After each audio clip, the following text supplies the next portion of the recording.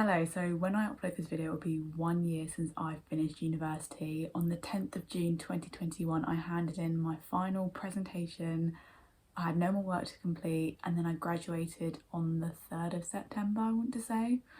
But I can't even remember that date anymore. But yeah, my graduation happened in September, but I actually handed in all my work on the 10th of June, so I consider that's when I finished uni.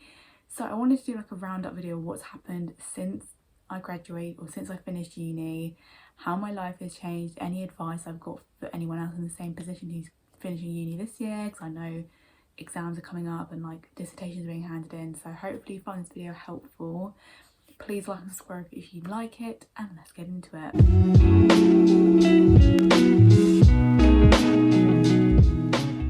What I'm going to do first, I'm going to talk about briefly my uni experience, but I've got so many videos on my YouTube and my TikTok all about my experience, so I'm just going to go briefly how university was like for me, and then I'm going to talk about what's happened in the year that's followed it, and then I'm going to answer some questions from Instagram. So I'll leave timestamps down below if you want to click to something that applies to you more.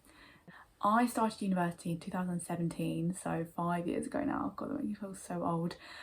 Yeah, I started university in 2017 studying education studies and psychology as a joint honours, but as like majoring in psychology and then minoring in education. So it's predominantly like psychology. So first year was all good, really enjoyed it, was out all the time, like loved living in Bath and everything. Oh yeah, I went to Bath, if you couldn't tell. Yeah, so I loved living in Bath. I was just like loving life in first year. Then second year came and like things really changed. I started to hate my course. I got really lonely, really depressed, really anxious, and it was 100% the worst time mentally I ever had. So then I dropped out in the January-February time of 2019. I was really not well, so I'd actually intercalated in my second year, which means taking time off university due to mental, physical, like personal reasons. As I lost lots of weight, I just really mentally was not there. So yeah, I dropped out in the February, and then I came back in September 2019 doing just education studies as like a BA honours, and that worked better for me. So I came back in September. I actually went back into halls as a second year. I've done a video on that before. He loved it. But then obviously March 2020 the pandemic came, so we all got sent home again. So then I did the remainder of that second year. So I actually repeated second year, just on a new course. So I did the remainder of second year at home in this bedroom. I'm sure you probably remember if you followed me for that long. Yeah, then I did move back in my final year. So technically it was like my 4th year of uni, but my 3rd year of like the course. So I moved back in 3rd year, student houses time. And yeah, I had issues with like housemates and things, or there was like one housemate I had an issue with, and it just wasn't a very comfortable living situation. So when the November lockdown was announced, I was like, I need to move home. Like I couldn't even imagine how I would be if I lived in that house. So yet again, I completed my degree in this bedroom. As I said, I remember on that Thursday, I might insert the TikTok.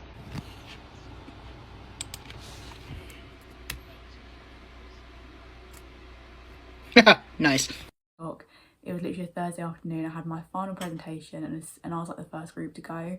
So once I did that presentation, I literally drank like a bottle of Prosecco on my own in this house when I finished uni. That was like the end of my uni experience, obviously, because it was 2021. Like there were still like rules about going back and forth between uni, so a lot of people were still studying from home, even though we're like coming out of lockdown. So yeah, it was definitely a strange period of time. So yeah, as I said, I literally handed in my work, opened up a bottle of Prosecco and was drinking that whilst all my friends were finishing their presentations, and I did a little photo shoot outside. And yeah, that was my final day of uni. It was the most bizarre thing. And I actually remember as well, I think there was like another seminar or something after, but like, as I said, there was a few people on my course who stayed in Bath, but some of us went home, so they all had like drinks like on campus, and I was like just there on like a phone call, like hearing them all talk and stuff. It was really bizarre. Like obviously you don't expect uni to finish that way. And then if I remember correctly, I think I vlogged that week. Basically after that presentation, I think the week after, I went back to my student house to like move out of it. So I stayed in the house for about 5 days just so I could like see my friends in Bath, and I say goodbye to everyone, do my last sort of nights out, that kind of thing.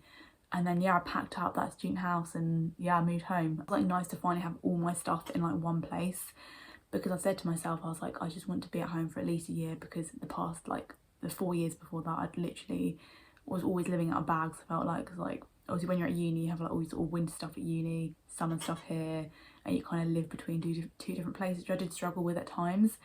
So yeah, it was actually nice for the first time in about 4 years to have all my stuff in one place. Yeah, and I felt more at home here because as I said, I knew this was like my home now. I wasn't living somewhere else. So yeah, as I said, moving out was definitely emotional. I did cry on the day I moved out of my house. When my dad came to pick me up, I thought, well, this is the last time I'm doing this, and like packing up everything. And it was just weird as well, you know in the back of your mind that you're not going to go back there. Yeah, and then so the following summer was a lot of fun. Actually, there's a lot of vlogs from that period of my life. I was actually unemployed for some of it because I did do a third year internship, but that finished obviously when I finished uni, and I was trying to look for jobs and stuff. So my TikTok really took off then, sort of between like June and August, because I was like sharing my job hunting struggles, which a lot of other people were in the same position. So yeah, that was really something that kind of gave me a focus. And luckily, sort of towards the end of summer, my old job actually took me back and they wanted to start a new project, which was the book. So I became a published author, which I'll talk about later on. So yeah, as I said, I think it was like July, August time, I got my old job back basically. Yeah, that was really strange, I think, because sort of I went to graduation and stuff, and in September one of my family friends got married, and it like that was such a like highlight. Like I really loved that part of September. But then once I actually started my new job, like my mum went back to work in the office, my brother had moved out, so I was in this house alone like a lot of the time. And obviously throughout all the lockdowns, like we were all living at home and like working from home. So from going from like working at home with like all your family around you to like working at home alone all day every day, it was really lonely. And also that sort of first September, as I said, it was the first September in about 4 years I wasn't moving back to Bath, so I didn't have that to prepare for anything. So I really felt like an emptiness, like I wasn't really working towards anything.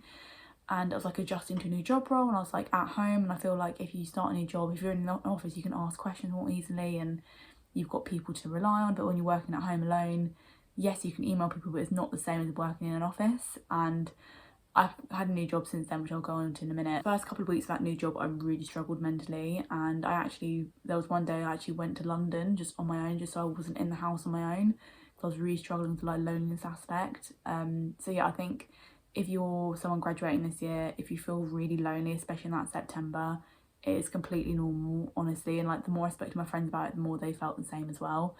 Because it's a big like life change, like going from being really independent, living in a city, to move back to your little hometown. Like it is a really big adjustment. Even though I had sort of lived here for like most of the 2 years before I finished uni, I still had the like feeling of, oh, I've got a place in Bath, but then I didn't have that anymore.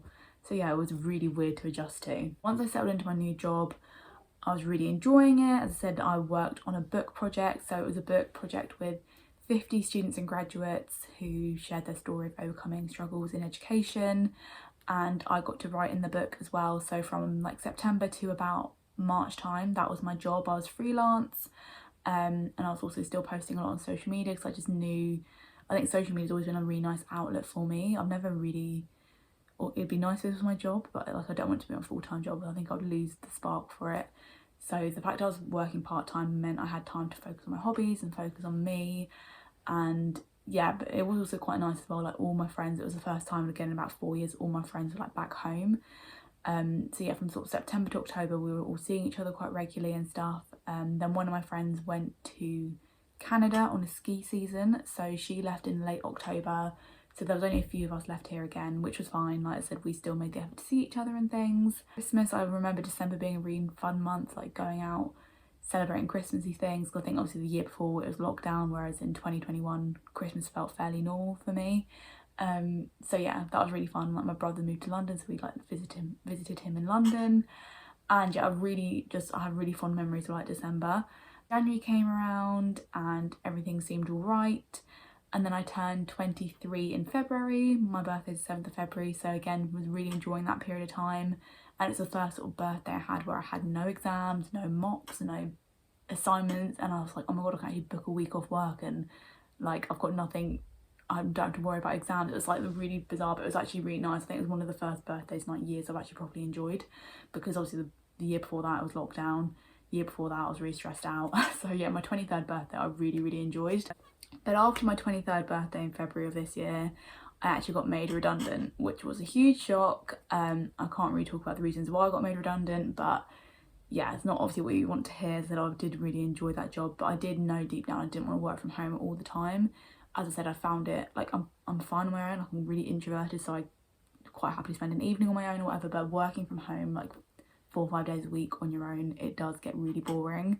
And obviously I'm in my early 20s, I want to be out experiencing the world and seeing my friends and stuff and making friends at work, and I just didn't have that in my old job. I think once I got the news I was being made redundant, I was like, right, this is my time to actually find a full-time job, because I'd started learning to drive again. So I started learning to drive in September, literally after I graduated. So I thought, you know what, I'm home now, I need a car. So yeah, let's just do this. So I passed my theory in November 2021, and yeah, I started lessons, it all seemed to be going well. And then I did book so in the January of this year, I booked my test for June this year. And I was like, right, I'll give you something to work towards. And then basically there was a couple of months where my driving instructor took time off work due to like sickness, which obviously couldn't be helped. But then I thought, I'm not getting enough practice in. So yeah, and I was kind of working towards like getting a car and stuff, and obviously with the news I was being made redundant, I was like, I need a full-time job if I'm gonna put money and time into learning to drive. So then sort of the month of March, so as I said, in February I got told I was being made redundant, I had like a month's notice. And I was like, right, I was like, March is gonna be the month I get a new job. So I was applying for like 4 or 5 jobs a day, going to interviews all online and everything, and in person. So that was quite a like strange thing to get used to, because I hadn't done like job interviews, like in-person interviews, in like 2-3 years. So it was very nerve-wracking, but like I'm glad I did it, and it made me definitely more confident going forward. That was sort of March, and then I started my current job in April of this year. So I'm doing a business administration apprenticeship. I've spoken about it in other videos. But yeah, that was another big adjustment. Obviously going from working part-time at home to full-time in an office, it was very tiring the first 2 weeks. But I did really enjoy the aspect of being around people again and getting like proper training. And obviously when this contract finishes, I will have a qualification in business administration, which just opens more doors to other office jobs in the future. But also the company I work for is quite big, so I can move around departments and stuff. So yeah, very like happy and grateful that I got this job, and everyone I work with is really supportive. And I'm not just saying that, like I feel very lucky that this is like my first proper like full-time job.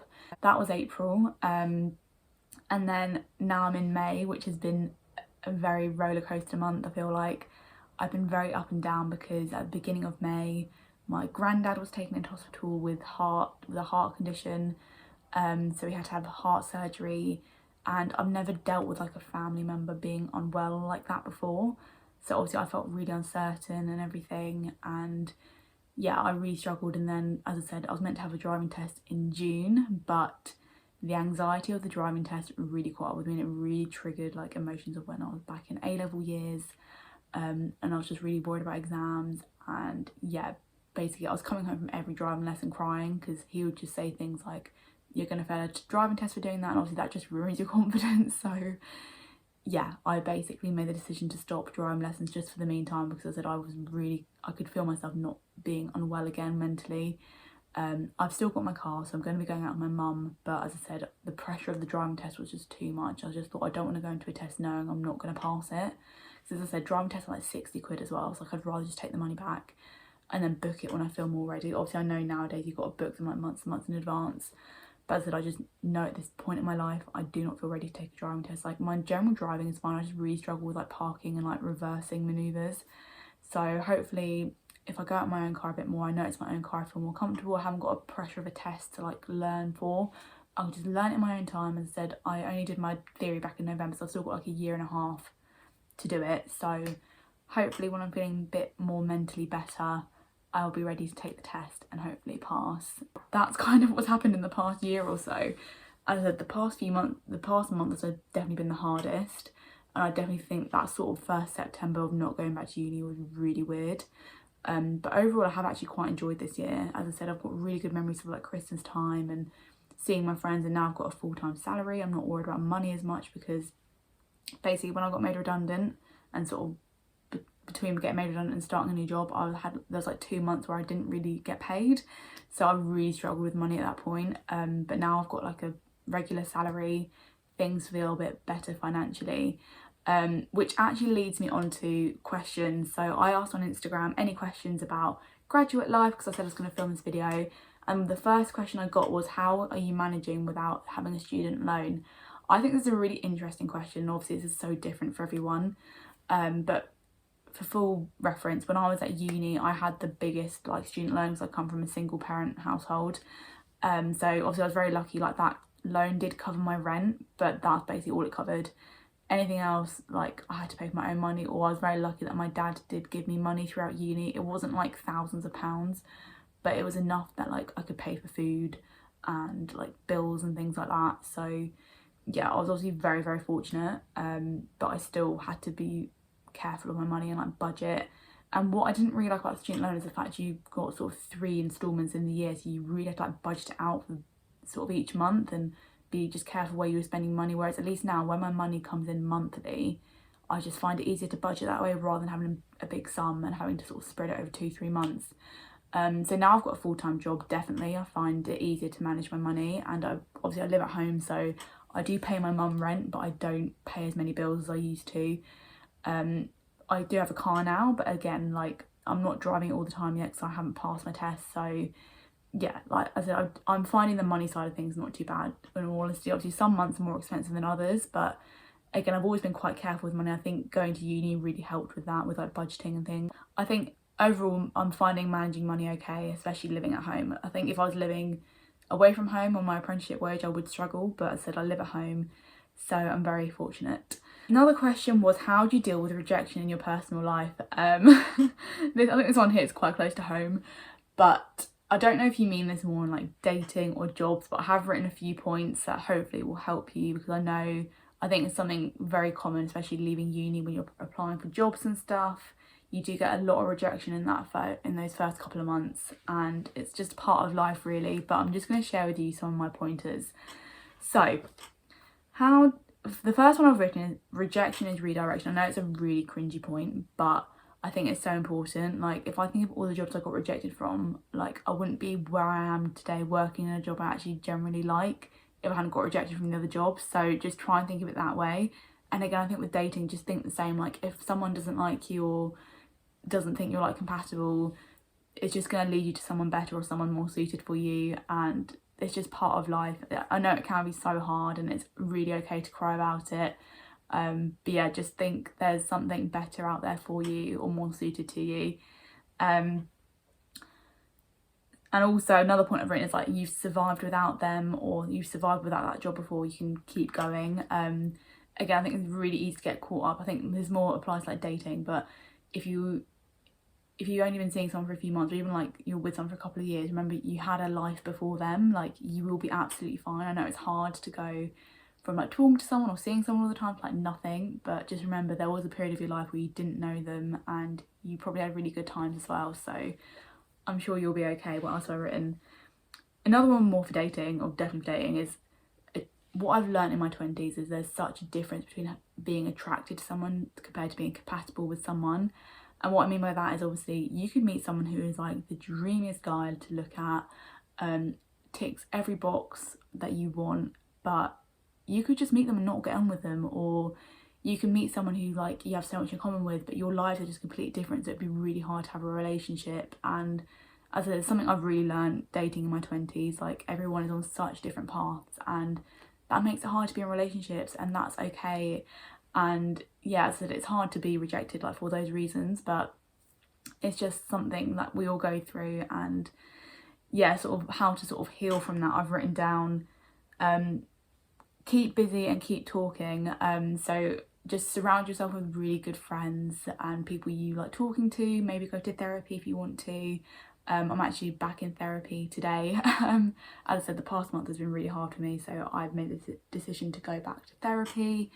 That's how I deal with things. And yeah, as I said, just keep talking about it, and it's completely okay to cry if you've been rejected from a job or a guy or a girl or anything like that. It's part of life. Just release those emotions and things really do get better in time. Just think of all the really hard things you've gone through and all the happy times that come as a result of that, and you will definitely get there and like heal.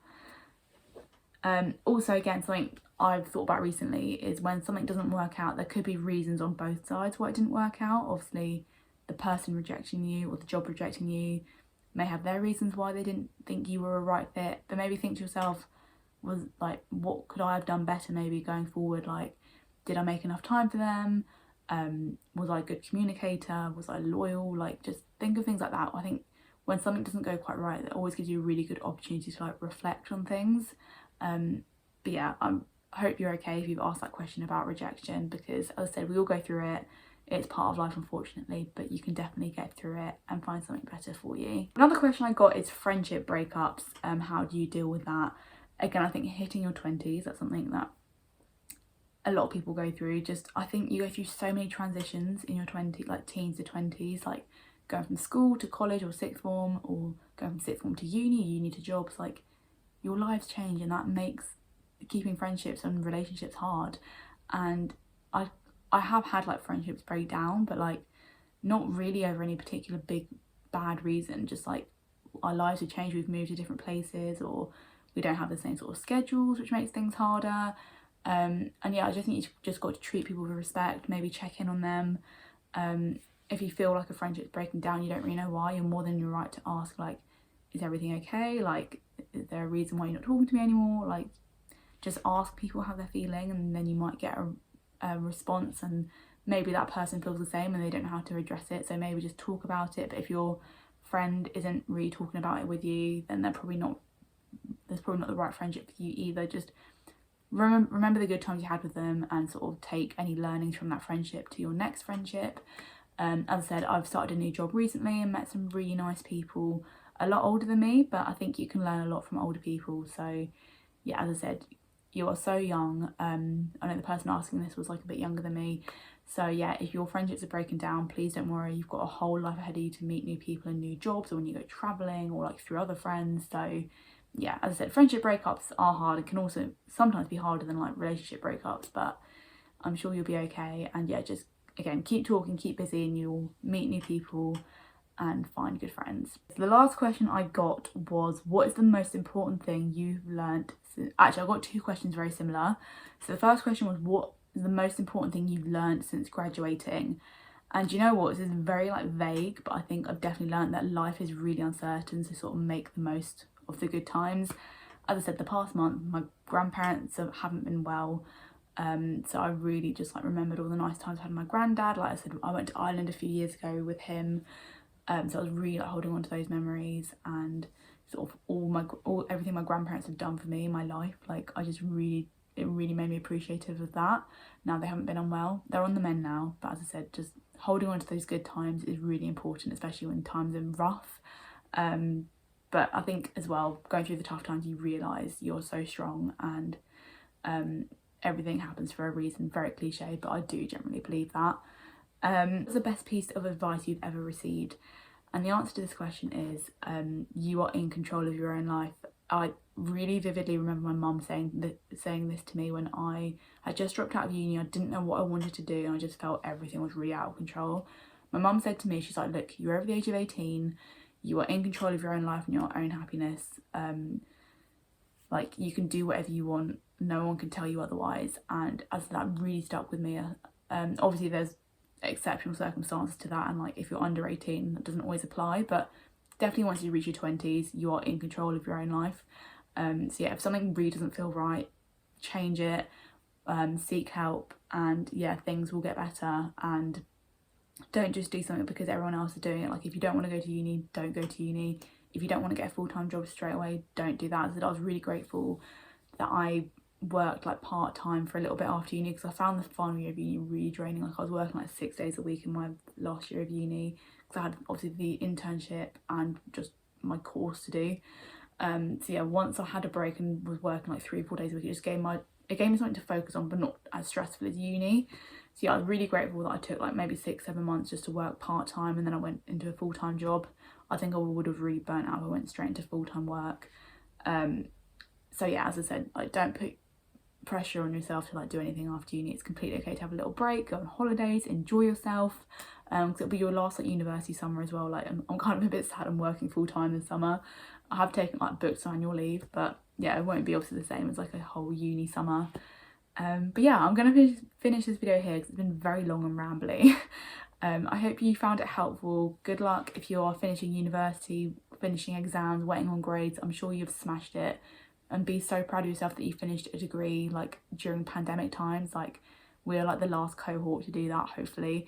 So yeah, just be really proud of whatever the outcome is, because we have all gone through a lot in the past few years. So yeah, thank you so much for watching this video. If you've got any other questions, let me know in the comments. Please like and subscribe, and I will see you soon. Bye.